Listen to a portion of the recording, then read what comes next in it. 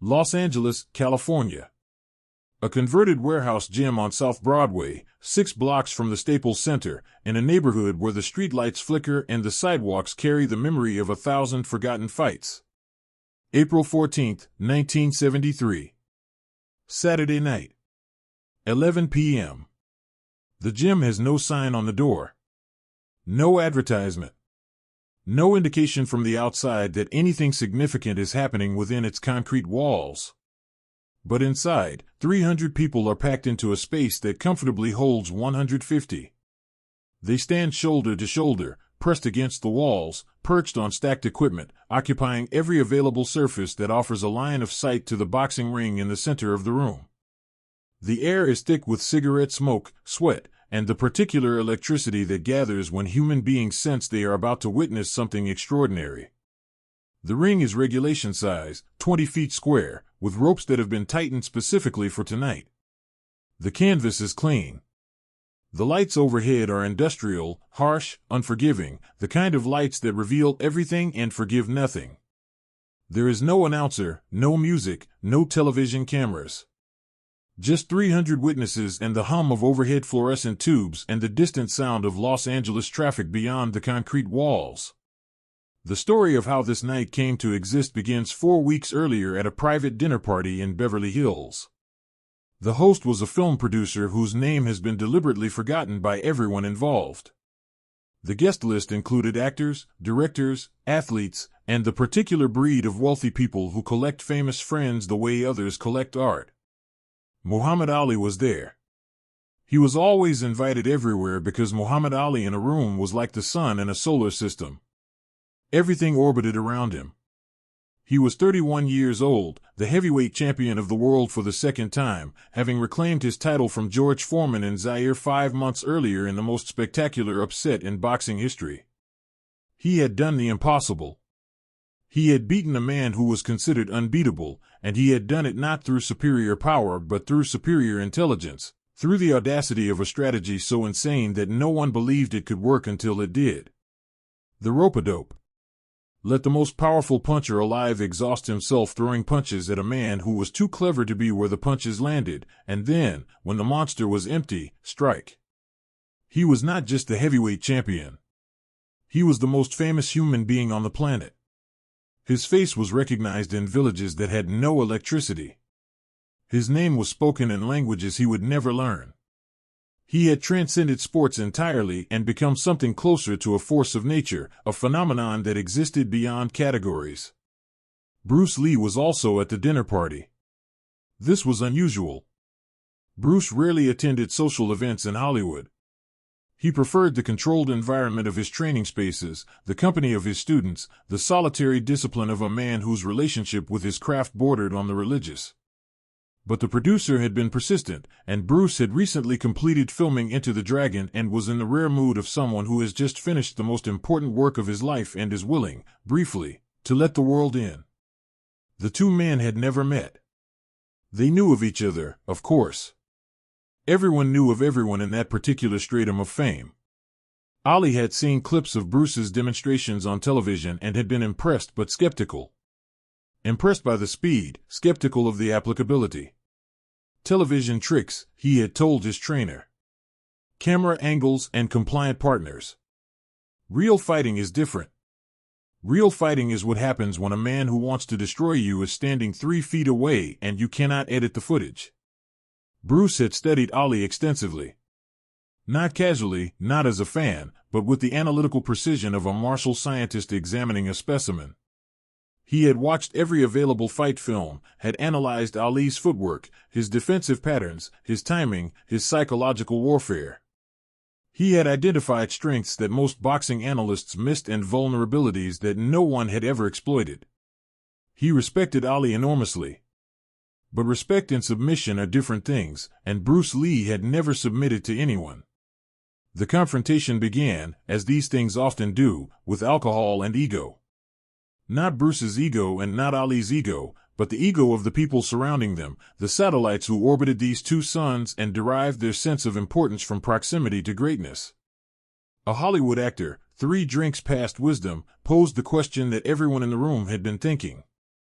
Who would win? Ali or Bruce? In a real fight, no rules, no referee, who walks away? The room divided instantly. The boxing people scoffed. Ali would kill him. Literally kill him. The size difference alone makes it impossible. Ali is 70 pounds heavier, 7 inches taller, with a reach advantage that would keep Bruce at the end of punches he could never get inside of. The martial arts people countered with passion. Bruce's speed is beyond anything Ali has ever faced. His techniques target areas that boxing doesn't even acknowledge. He doesn't need to outweigh Ali. He needs to outthink him. Ali, who had been listening with the amused expression of a man watching children argue about the sun, decided to end the debate. He stood up. The room went quiet. When Muhammad Ali stood up in a room, rooms went quiet. It was a law of physics. He pointed at Bruce Lee, who was sitting calmly in a chair across the room, holding a glass of water he hadn't touched. "You," Ali said. His voice carried the theatrical warmth that had made him the greatest promoter in sports history. "Everyone says you're the fastest man alive. Everyone says your little kung fu punches can drop anyone." He paused, let the silence build. "I don't believe it." Bruce looked at Ali. His expression didn't change. It remained exactly what it had been since Ali stood up, calm, present, observant.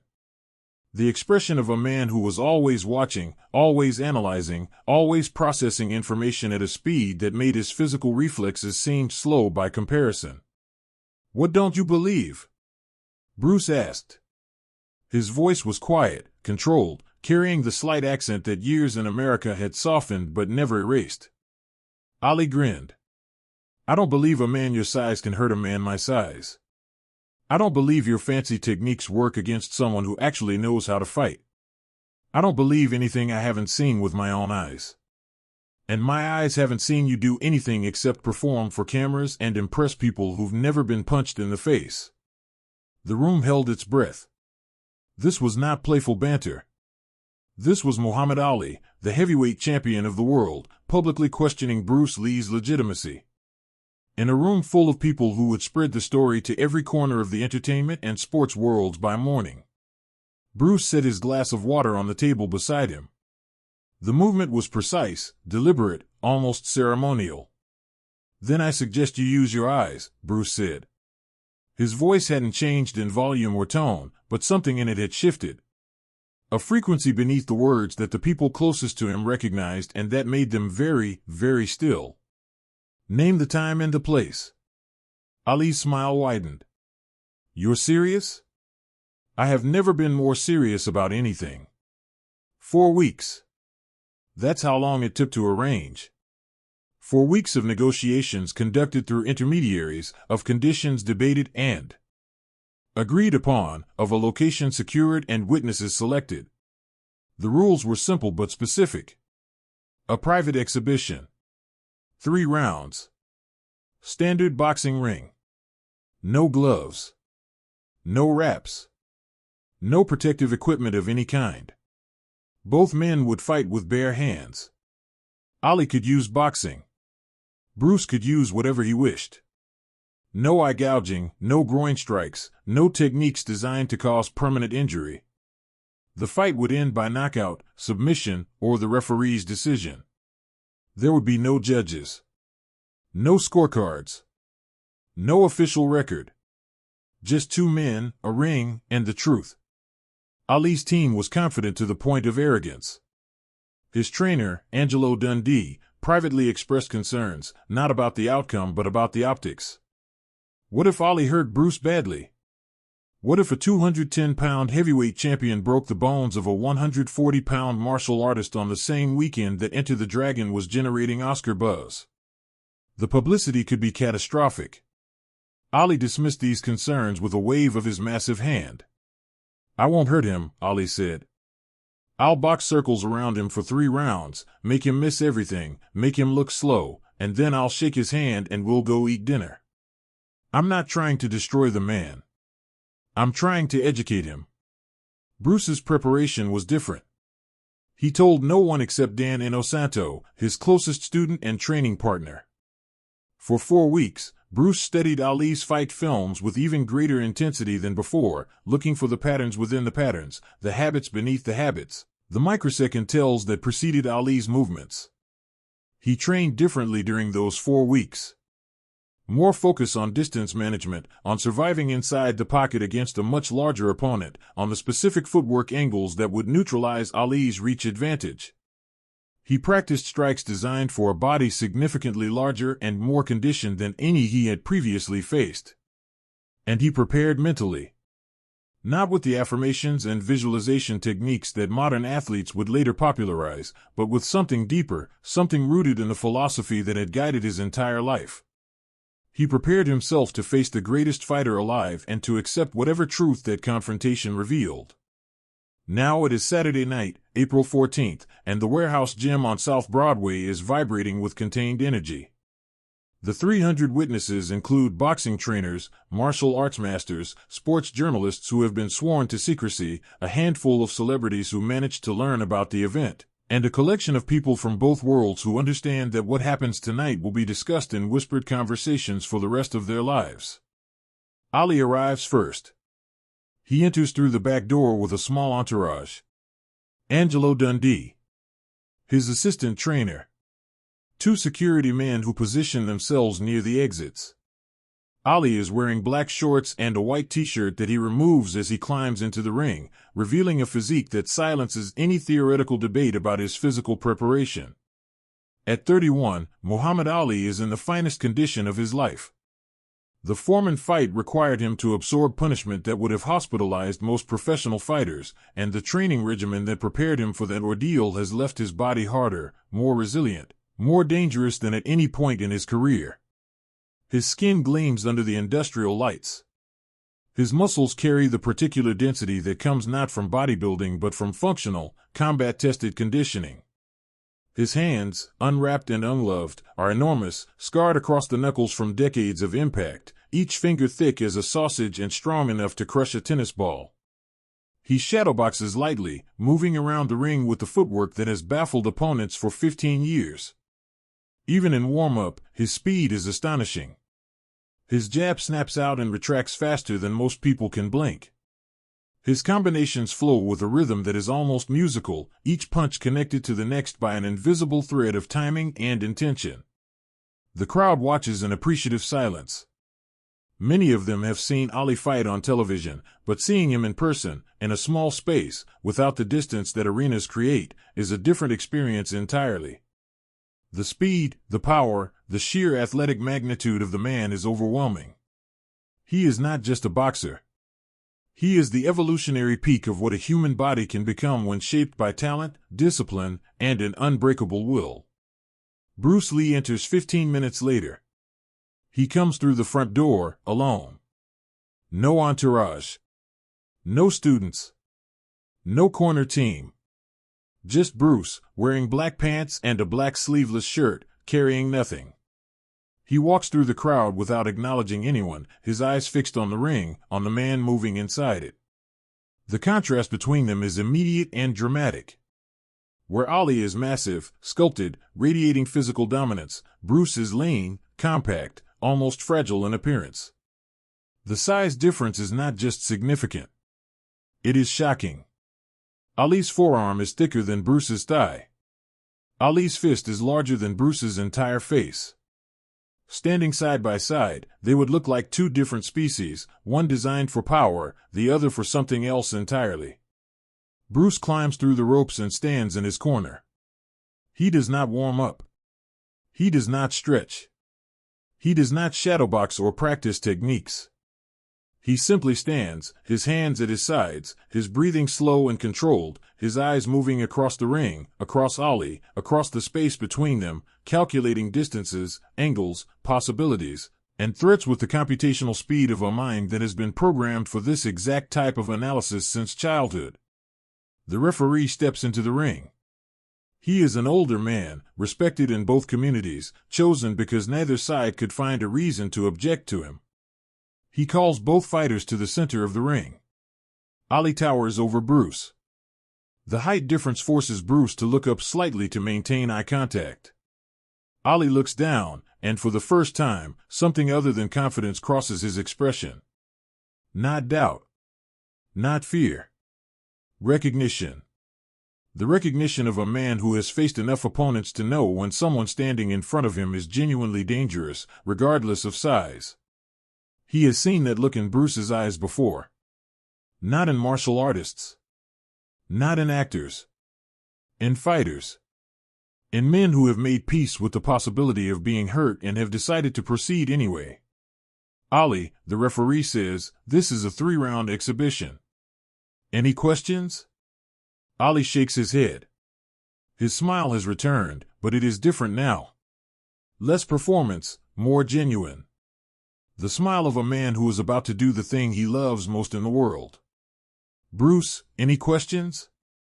Bruce shakes his head once. "Return to your corners. When I signal, you begin." They separate. Ali bouncing on his toes, rolling his shoulders, alive with kinetic energy. Bruce standing still in his corner, motionless, coiled. The referee raises his hand. The crowd pushes forward. 300 people straining to see, to be closer, to not miss a single moment of what is about to happen. The referee's hand drops. Round 1 begins. Bruce moves first. Not toward Ali. Laterally. He begins circling to his left, moving with a fluidity that immediately distinguishes him from every opponent Ali has ever faced. Boxers move in patterns. They advance, retreat, pivot, angle, all within a recognizable framework of footwork that Ali has memorized over the course of fighting 47 professional opponents. Bruce's movement belongs to no framework. He flows. He changes direction without the preparatory weight shifts that telegraph intention. He accelerates and decelerates with no visible transition.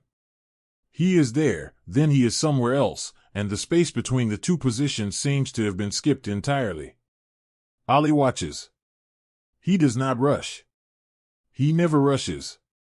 15 years of professional boxing have taught him that the first 30 seconds of any fight are for observation, for gathering data, for understanding what kind of puzzle the man in front of you presents before attempting to solve it. He tracks Bruce's movement, noting the rhythm, looking for patterns, searching for the habitual tendencies that every fighter possesses, the unconscious repetitions that create openings. He finds none. Bruce's movement is arrhythmic, unpredictable, a constantly shifting equation that refuses to resolve into anything calculable. Ali has never seen anything like it.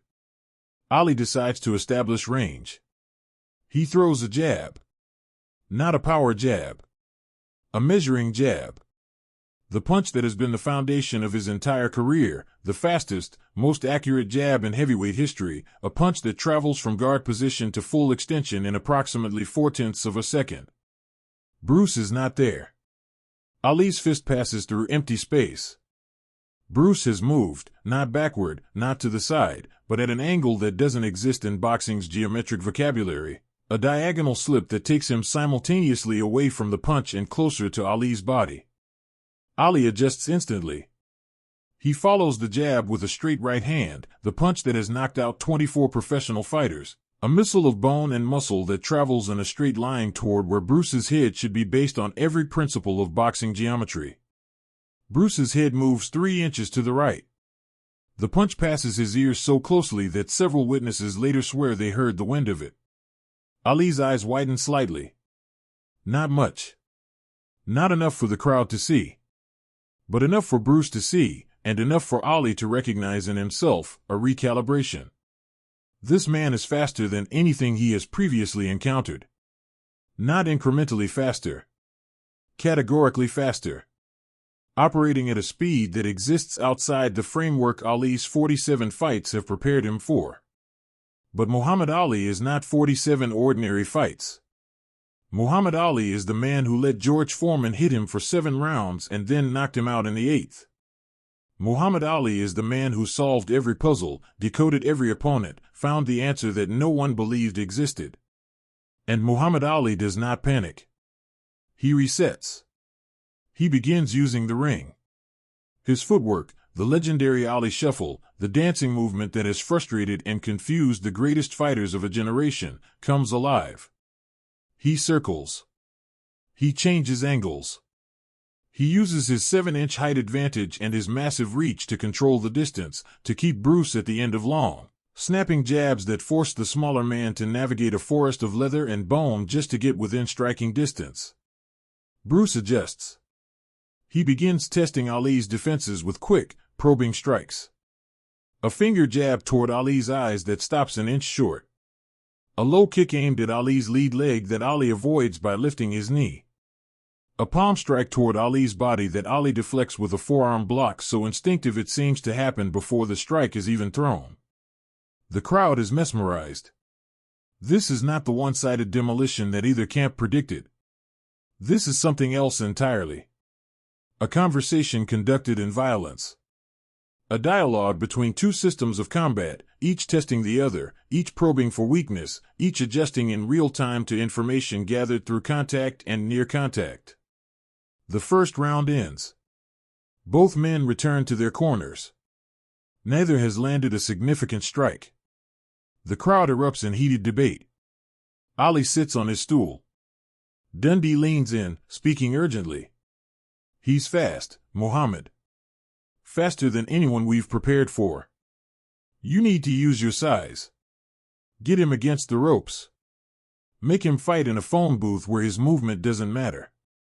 Ali nods. But he is thinking about something else. He is thinking about the way Bruce moves, about the economy of it, about the complete absence of wasted motion. In 47 fights, Ali has never seen efficiency like this.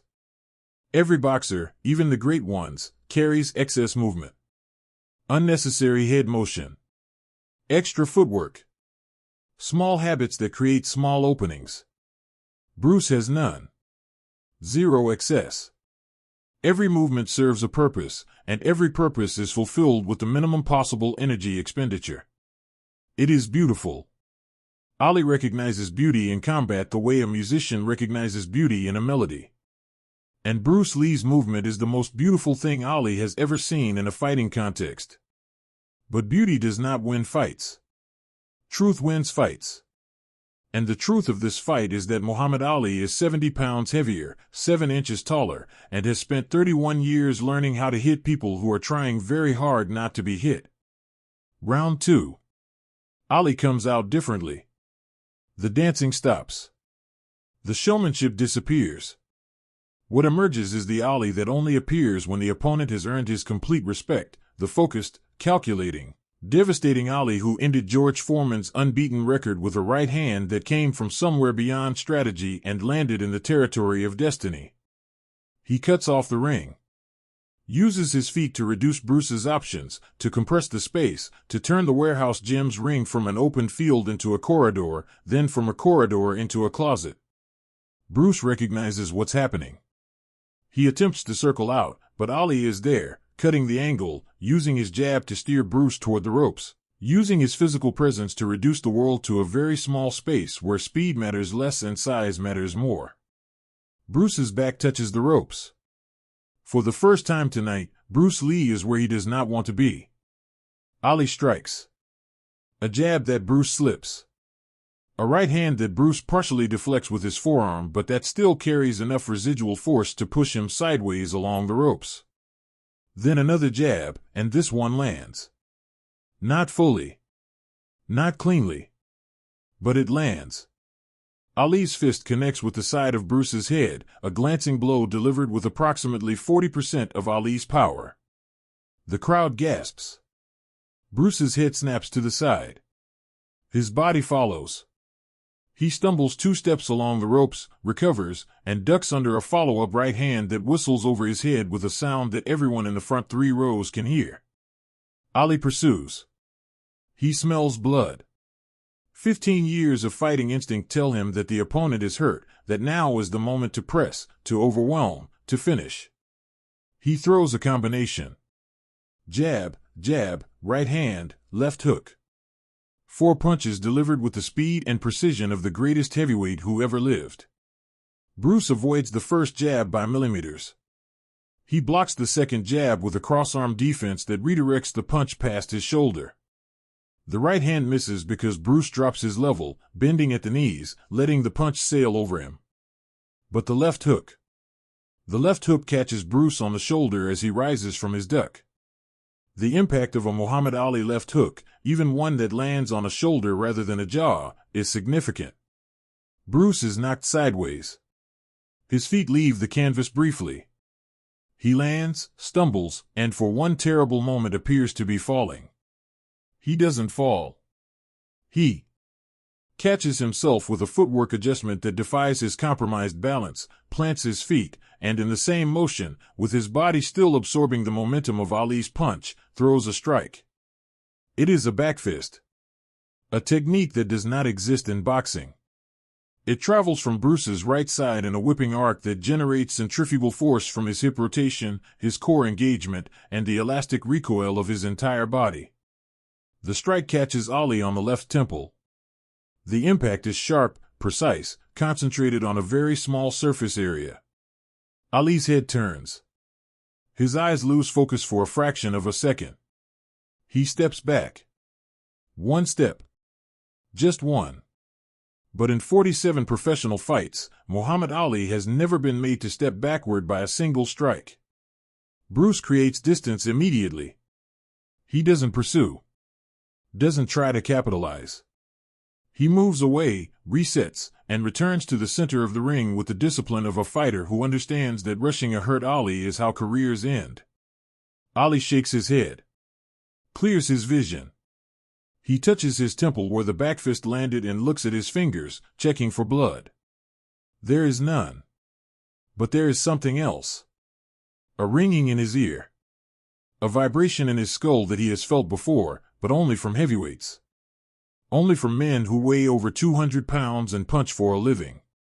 Never from a man who weighs 140 pounds and strikes with techniques that don't appear in any boxing manual. The round ends.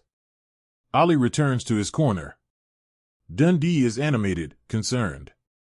He hit you. That thing he did, that spinning strike. You can't let him do that again. Ali sits quietly. His breathing is controlled. His body is fine. The strike hurt, but Ali has been hurt by the hardest punchers in history and continued fighting. Physical damage is not the issue. The issue is recalibration. The issue is that everything Ali thought he knew about this fight has been complicated by the reality of what Bruce Lee can do. He is not just fast. He is creative. He generates power through mechanics that Ali has never encountered, using his entire body as a single integrated weapon system. And he is brave. The shoulder strike proved that. A man who is knocked sideways by a Muhammad Ali left hook and responds with an immediate counterstrike is not a man who lacks courage. Ali smiles to himself. Good, he thinks. This is a real fight. Round 3. The final round. Both men come to the center of the ring. The referee signals. What happens in the next 3 minutes will become the most debated, most analyzed, most mythologized 3 minutes in the history of both boxing and martial arts. Ali establishes his jab immediately. Not the measuring jab of round 1. Not the tactical jab of round 2. The jab of a man who has decided to win and is implementing the decision with ruthless efficiency. The jab snaps out 3 times in 4 seconds, each one faster than the last, each one forcing Bruce to move, to adjust, to use energy avoiding punches rather than throwing them. Bruce tries to counter. He throws a sidekick aimed at Ali's midsection, a technique that, against most opponents, would create devastating damage. Ali sees it. He drops his right elbow, catches the kick on his forearm, and uses the contact to grab Bruce's ankle. For 1 second, Ali holds Bruce's leg. 1 second. In that second, the entire fight changes. Because a man standing on one leg, no matter how skilled, no matter how fast, is a man whose options have been reduced to almost zero. Ali doesn't waste the opportunity. He pushes Bruce's leg sideways, disrupting his balance, and simultaneously throws a straight right hand at Bruce's exposed body. The punch lands on Bruce's ribs. Clean. Solid. Not full power, Ali has enough control to moderate his force against a much smaller opponent, but enough power to communicate a message. The message is simple. I am Muhammad Ali. I have fought the most dangerous men alive. I have been hit by George Foreman. I survived the Thriller in Manila. I have been knocked down and gotten up. I have been counted out and come back. I have lost everything, my title, my career, my freedom, and reclaimed it all. I am not going to be defeated by anyone. Not by a government. Not by a disease. And not tonight. Bruce absorbs the body shot. His ribs scream. He has been hit by powerful strikers before, in challenge matches, in training, in the underground fights of Hong Kong's martial arts world. But he has never been hit by anything like a Muhammad Ali right hand. The punch doesn't just impact one spot. It resonates through his entire frame, sending shockwaves through his skeleton, disrupting his breathing, compromising his balance for a critical half-second. Bruce retreats. Ali follows. The jab comes again, twice, 3 times. Bruce slips one, blocks another, but the third lands on his forehead, snapping his head back. Ali throws the right hand. Bruce ducks it, barely, feeling the wind of the punch across the top of his skull. He comes up inside Ali's guard and throws a rapid combination. Palm strike to the body. Finger jab toward the eyes. Elbow strike aimed at the jaw. It is the kind of combination that has ended fights against larger opponents. It is delivered with Bruce Lee's full arsenal of speed, precision, and technical mastery. Ali blocks the palm strike. He turns his head to avoid the finger jab. But the elbow strike gets through. It catches Ali on the chin. Not flush. Not perfectly. But enough to make Ali's teeth click together. Enough to remind him that the man in front of him is genuinely dangerous. Ali's response is immediate and devastating. As Bruce's elbow retracts, Ali's left hand drops to Bruce's shoulder, controlling the distance, preventing Bruce from sliding away. And with his right hand, Muhammad Ali delivers a short, compact uppercut to Bruce Lee's solar plexus. The punch travels less than 12 inches. But 12 inches is all Muhammad Ali needs. The impact is surgical. Ali's fist, conditioned by 3 decades of training, hardened by thousands of hours of heavy bag work, driven by the most efficient punching mechanics in heavyweight boxing history, connects with the nerve cluster beneath Bruce's sternum. Bruce's body reacts. His diaphragm seizes. His lungs lock. His legs, the legs that have carried him through 2.5 rounds of movement so beautiful it belonged in a museum, lose their strength. He sinks. Not dramatically. Not theatrically.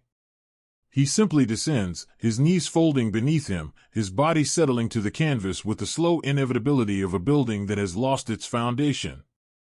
He lands on both knees, his hands braced against the canvas, his head bowed forward, fighting for breath that will not come. Ali steps back.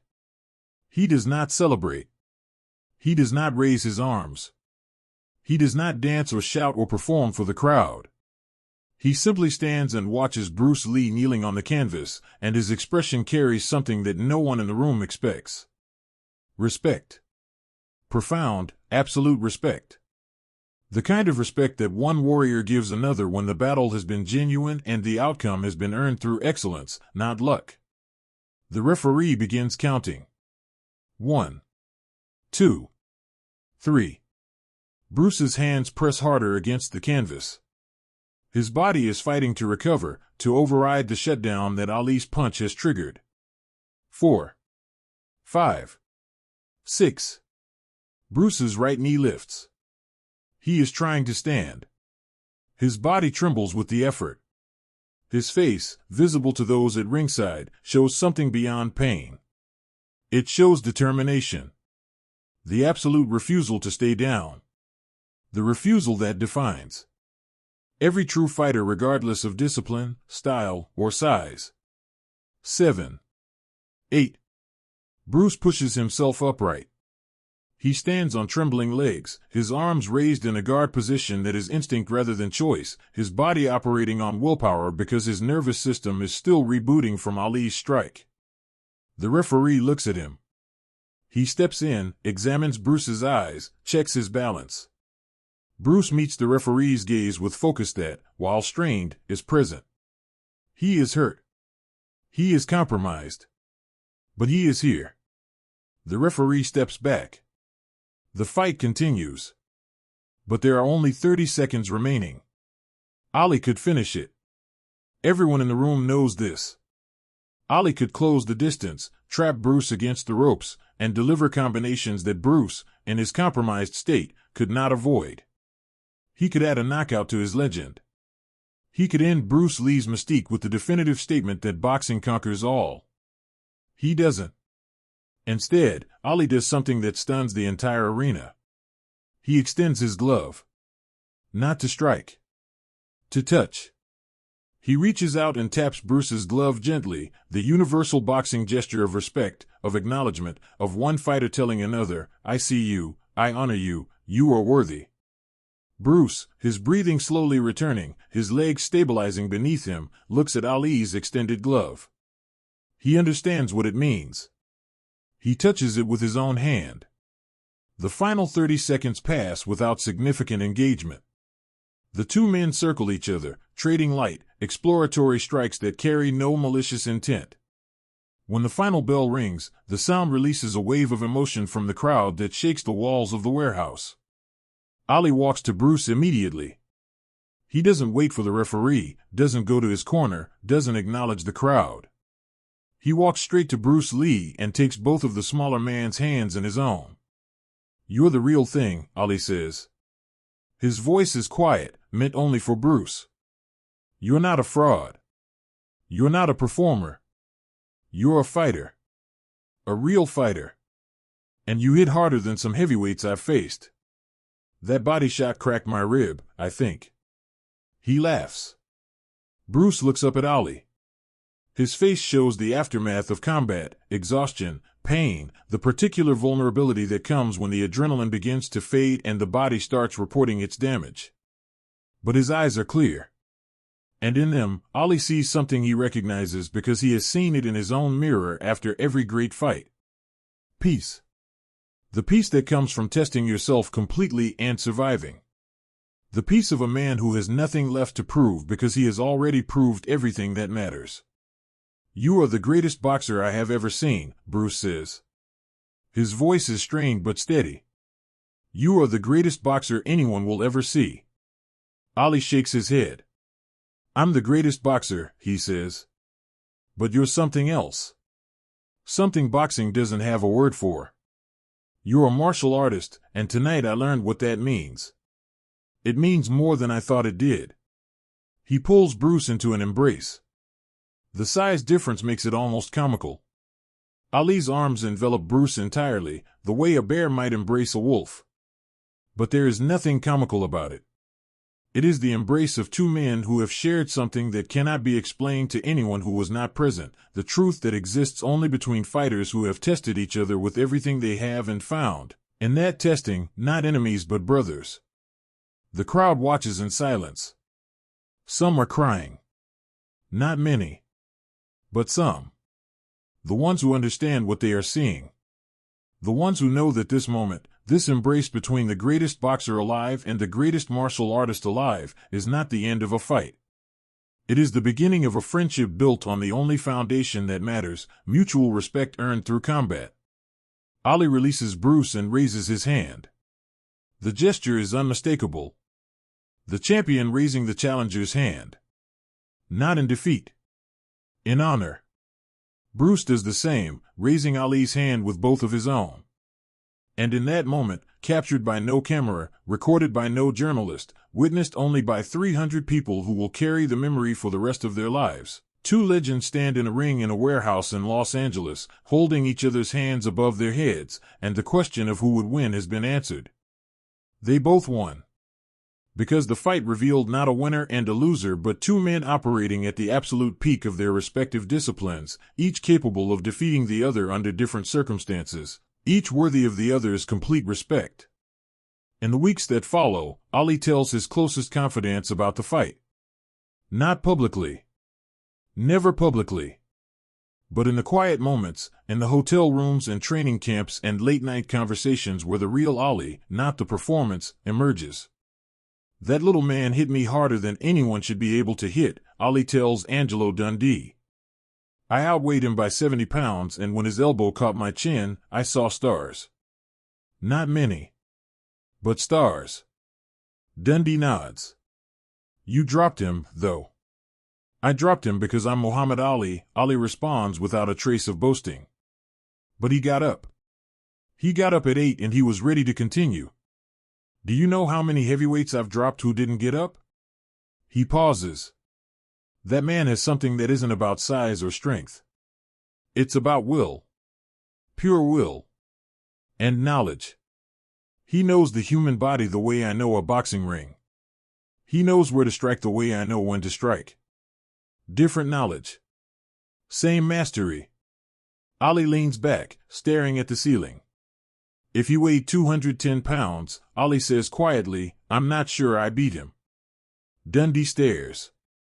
Ali smiles. Don't tell anyone I said that. Bruce, in his own circles, is equally measured. He tells Dan Inosanto about the fight in clinical detail, analyzing each round, each exchange, each moment of success and failure with the ruthless objectivity that defines his approach to martial arts. Ali is beyond what I anticipated, Bruce admits. Not his speed. I knew about his speed. Not his power. I knew about his power.